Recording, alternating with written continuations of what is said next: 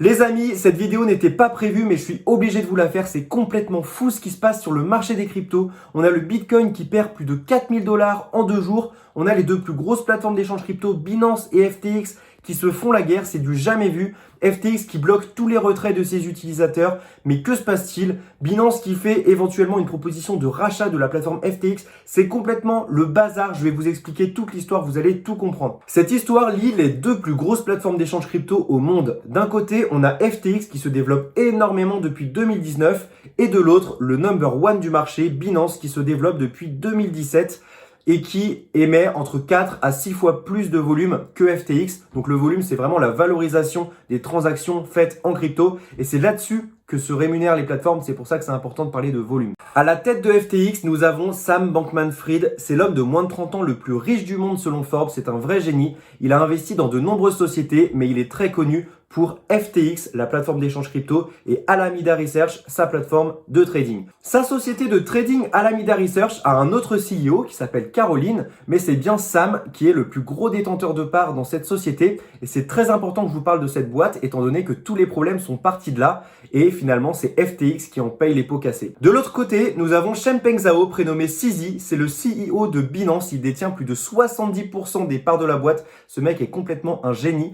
Pour vous donner une idée, Binance génère 33 milliards de volume par jour, plus 100 milliards sur les produits dérivés, ce qui fait 130 milliards. C'est complètement énorme. Pour vous donner une idée, Binance prend environ 0,5% des frais à la transaction, ce qui veut dire que pour 130 milliards, ça fait 60 millions à la journée.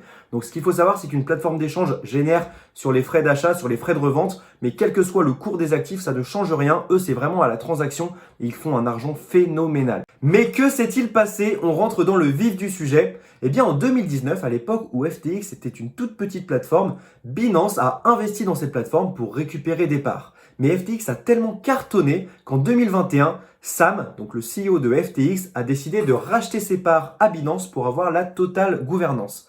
Binance cède donc ses parts pour 2,1 milliards de dollars, donc Binance, très belle culbute, et reçoit les 2,1 milliards d'un côté en FTT, donc c'est le jeton si vous voulez, le token de la plateforme FTX, et l'autre moitié en BUSD, le stablecoin de Binance. Et là commence l'histoire. Le 2 novembre 2022, CoinDesk sort un bout de papier où il ressort la situation économique de Alameda Research au 30 juin 2022.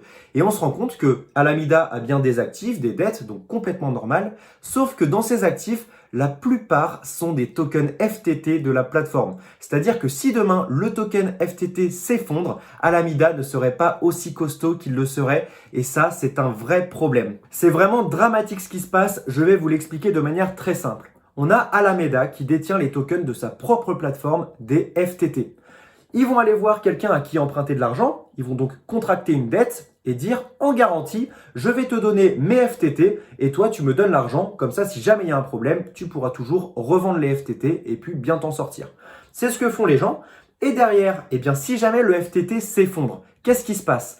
Eh bien, la personne qui a prêté l'argent va dire « Eh oh, t'es bien gentil, mais le FTT que tu m'as donné, il vaut moins que l'argent que je t'ai donné. Donc maintenant, on va revendre les FTT que tu m'as donné en collatéral. Tu vas me rendre mon argent et puis on sera quitte. » Sauf que le problème, c'est que si Alameda Research revend les FTT, eh bien le cours va chuter et donc il va y avoir d'autres acteurs qui vont lui dire exactement la même chose. Écoute, le prix baisse, donc maintenant tu les revends et tu me rends mon argent, etc., etc. Ce qui fait une réaction en chaîne et c'est un marché qui est très peu liquide, le FTT. C'est-à-dire qu'il y a très peu d'acteurs qui en détiennent et donc il suffit de vendre peu de FTT pour faire beaucoup bouger le prix. Et si jamais le prix du FTT baisse, eh bien Alameda ne pourra plus rembourser ses créanciers et tombera donc en faillite. Et c'est exactement ce qui se passe. Le FTT s'est complètement effondré suite à une perte de confiance des investisseurs. Et derrière, Alameda se retrouve à boucler toutes ses positions et à rembourser. Et au final, ils ne peuvent même pas rembourser leurs propres dettes. Alors ça, après, je vous le dis un petit peu en avance de phase, mais c'est potentiellement ce qui est en train de se passer. Les gens, en comprenant tout ça, ils paniquent, ils revendent du FTT dans tous les sens. On a CZ, donc le CEO de Binance, qui publie qu'il a 2,1 milliards de dollars en FTT et qu'il compte les vendre parce que c'est trop risqué pour lui de les garder. Vous vous rappelez, ce sont les fameux FTT que Binance a reçus lorsqu'ils ont revendu leur part de FTX à Sam. Et là, c'est vraiment complètement fou. Twitter, on reçoit des messages dans tous les sens, la pression. Et voilà, et quelques heures après, on a une grosse notification de la blockchain qui indique que un inconnu a envoyé plus de 600 millions de dollars sur une plateforme en FTT. Et là, on a CZ, donc le CEO de Binance, qui confirme que c'est bien Binance qui ont lâché leur FTT donc pour pouvoir les vendre. Et là, mais c'est complètement la fin, ça décroche très très fort. On a le prix du FTT qui passe de 22 dollars à 3 dollars. Enfin, c'est complètement fou, ça a été très très très rapide. Et du coup, bien évidemment, le problème, c'est que si Alameda doit rembourser ses dettes via du FTT, vu que ça vaut plus rien, ils ne peuvent plus rembourser et c'est complètement fou ce qui se passe. Suite à tout ça, on a donc Sam, le PDG de FTX, qui cherche à rassurer tout le monde via son compte Twitter, à expliquer que ça va aller, etc. Mais le problème, c'est que les gens, ils se rappellent aussi du crash de Luna où la crypto-monnaie était tombée à zéro il n'y a pas si longtemps que ça. Et ça laisse des séquelles dans la tête des gens. Les gens n'ont plus confiance du tout. Donc première chose, ils vendent tout leur FTT, donc la crypto-monnaie de la plateforme qui s'effondre littéralement. De l'autre côté, les gens n'ont même plus confiance en la plateforme en elle-même, ils n'ont plus confiance en FTX. Donc retrait massif, on a plus d'1 milliard de dollars en une journée qui sont retirés de FTX. Et même chose de Coinbase, une autre plateforme crypto qui n'a rien à voir dans tout ça. 500 millions retirés en un jour. Et c'est ce qu'on appelle un bank run, c'est-à-dire que les gens n'ont plus confiance, ils retirent tous sans raison apparente. Ils voient sur Twitter, sur les réseaux, tout le monde paniquer, donc forcément ils paniquent aussi, ils retirent. C'est vraiment un cercle vicieux. Et puis Sam, sur son Twitter, qui essaie de rassurer les gens. Puis derrière, il republie un autre tweet en disant voilà, qu'un concurrent essaie de faire circuler des fausses rumeurs à propos d'eux. Il aurait voulu qu'avec CZ, ils travaillent ensemble pour faire évoluer l'écosystème. Et ça a fait énormément de bruit. Et toutes les cryptos, pas seulement le FTT, mais toutes les cryptos ont pris un gros coup sur la gueule. Parce que les gens forcément n'ont plus confiance. Ils vendent de partout. Enfin, c'est vraiment la folie. J'ai jamais vu un vent de panique comme ça. Et FTX, par la suite, cerise sur le gâteau, a coupé les retraits. C'est-à-dire que si vous demandez de retirer vos cryptos de FTX, vous ne les recevez plus. Et là, gros mouvement de panique, c'est la fin. Et à ce moment-là, où les gens se rendent compte qu'ils ne peuvent plus retirer leurs cryptos de la plateforme, il n'y a aucune communication de FTX sur les réseaux. C'est complètement fou. Le Bitcoin qui tombe de 21 300 à 17 200 en même pas quelques heures. Et là, rien du tout. Et c'est seulement à 17h30 qu'on a une annonce de Sam et CZ, donc le CEO de Binance, qui dit que voilà, il y a beaucoup de mouvements, on est en train de faire des accords et des discussions, il y a des stratégies de transactions en cours entre Binance et FTX. On se dit, est-ce que Binance va racheter FTX qui est du coup en position difficile, peut-être même en faillite, ou est-ce que Binance propose de vendre ses FTT à FTX directement sans passer par le marché? C'est ce qu'on appelle une transaction over the counter. Parce que imaginez que Binance vende pour plusieurs millions de FTX sur le marché en one shot. Eh bien, vous allez faire baisser le prix, mais d'une manière complètement folle. Alors que si vous vendez directement à FTX et que FTX rachète les FTT, eh bien, vous n'allez pas affecter le marché directement. Et c'est peut-être ce que vous voulez faire. Donc, on ne comprend pas trop ce qui se passe. Au même moment, on a CZ, le PDG de Binance, qui annonce sur son Twitter comme quoi FTX leur demande de l'aide. Ils n'ont pas l'argent qu'on leur demande à l'instant T. Ils ont donc une crise de liquidité. Mais vous savez, c'est exactement la même chose dans le monde de la banque et de la finance traditionnelle. Si on a ne serait-ce que 30% des gens qui veulent retirer d'un coup leur argent de la banque, eh bien la banque ne va pas pouvoir le donner. Et c'est comme ça que plusieurs banques ont déjà fait faillite. Parce qu'en fait, la banque a plusieurs investissements, des choses qui peuvent être bloquées sur 1, 2, 3 ans. Et donc, elles ne peuvent pas avoir la liquidité tout de suite. Et parfois, elles sont obligées de revendre, de rompre les contrats, ce qui fait qu'elles perdent énormément de plumes et elles ne peuvent plus rembourser leurs investisseurs. Et c'est pour ça que parfois, les banques peuvent faire faillite. Et c'est déjà arrivé en Grèce. Quand il y a eu de la panique, les gens n'avaient plus du tout confiance en la banque, tout le monde voulait retirer leur liquidité. Et bien voilà, les banques ont fait faillite. Et pareil en Ukraine, les gens avaient peur de se faire ponctionner leurs comptes pour pouvoir financer la guerre, n'avaient plus confiance non plus en les banques et tout le monde voulait retirer. Et c'est pour ça qu'en Ukraine, ils ont instauré des quotas de retrait pour leurs clients parce que sinon, bien évidemment, la banque ne tient pas. Si tout le monde retire d'un coup, ce n'est pas possible.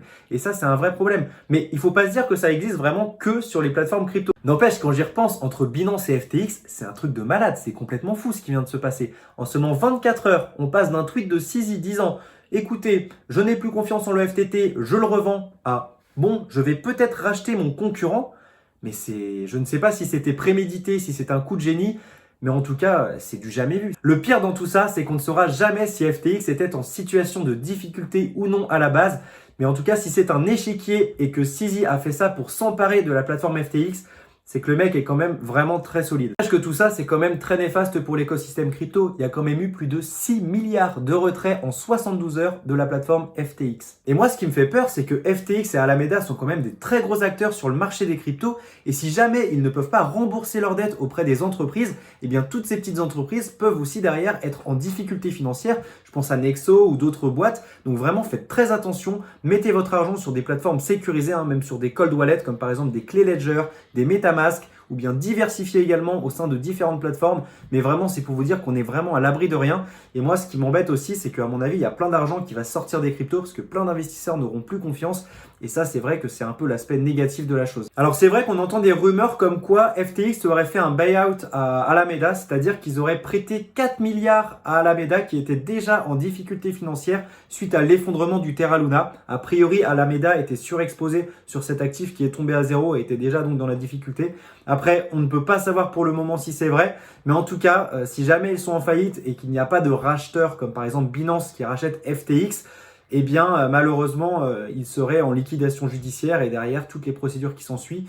Donc ça peut être vraiment très très compliqué pour la plateforme. Et là, on a encore Kraken et Coinbase, donc deux autres plateformes qui ont aussi bloqué les retraits parce qu'il y a eu des retraits massifs. C'est très compliqué pour les plateformes. Donc là, c'est vraiment la grosse panique générale. Après, il peut y avoir plusieurs raisons pour lesquelles CZ voudrait acquérir FTX. Si on regarde par exemple, c'est vrai que Binance et PSAN, mais ils n'ont pas la MiFID que FTX détient. Et la MiFID, c'est une licence qui permet tout simplement d'exercer sur les produits dérivés. Et ça, c'est quelque chose qui rapportait beaucoup avant chez Binance, mais qui a du coup été interdit vu qu'ils n'ont pas la licence. Donc peut-être que le rapprochement des deux boîtes permettrait à Binance d'acquérir cette licence. Je n'en sais rien, mais je suis sûr en tout cas qu'il y a plein de choses intéressantes à aller chercher chez FTX, parce que c'est quand même une boîte qui est magnifique.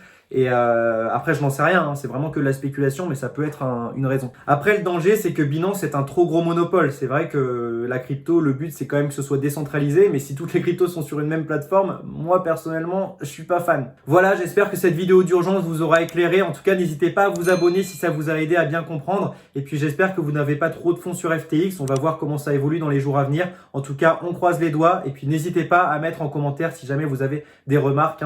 J'y répondrai aussi avec attention et avec plaisir. Voilà, je vous remercie et bonne journée à tous.